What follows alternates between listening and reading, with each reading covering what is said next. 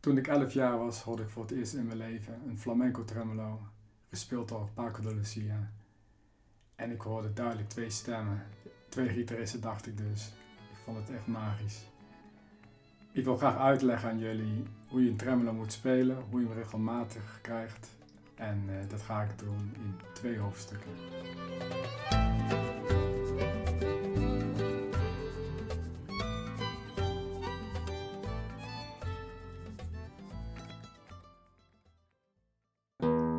Je speelt met je vlees en met de nagel. En je beweegt uit dit kootje. Dus je zet de duim neer. Dus je krijgt P, I, A, M, I. 1, 2, 3, 4, 5. 1, 2, 3, 4, 5. 1, 2, 3, 4, 5. 1, 2, 3, 4, 5. 2, 3, 4. Zie je op tijd terug? Kijk maar. Dit is ook lastig deze, hè? En dan moet je in één keer. Hier zet je hem weer terug. Hier zet je hem weer terug.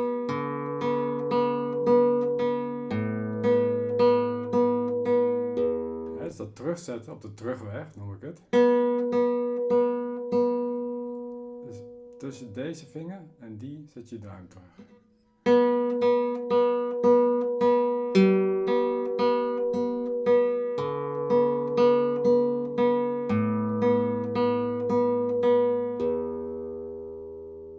Heel langzaam oefenen.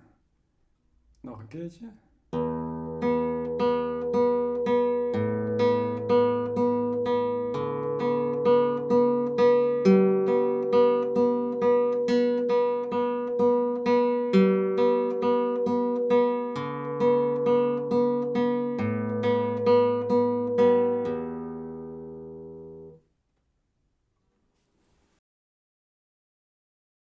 Een mooi schema om de tremolo op te oefenen is die van Villa-Lobos. Die is voor de gitaristen best wel bekend. Je pakt daar dan een fragment uit en ik zal even de akkoorden spelen.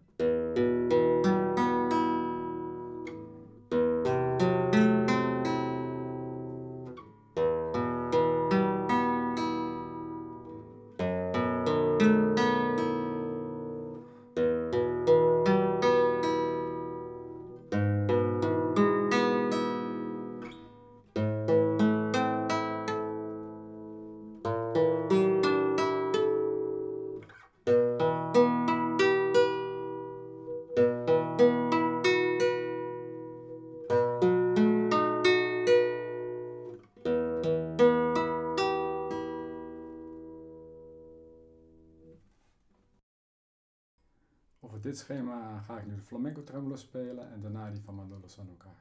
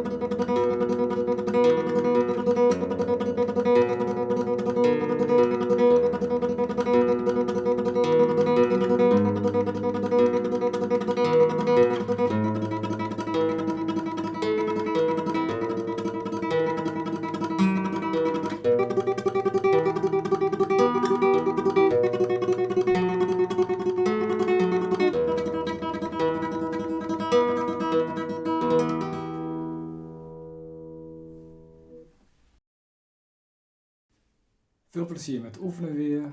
Oefen vooral langzaam. Ik zeg wel eens, hoe langzamer je studeert, hoe sneller je vooruit gaat. En voor de inspiratie, luister naar het nummer El Loco van Manolo Sanlúcar te vinden op het album Asahares.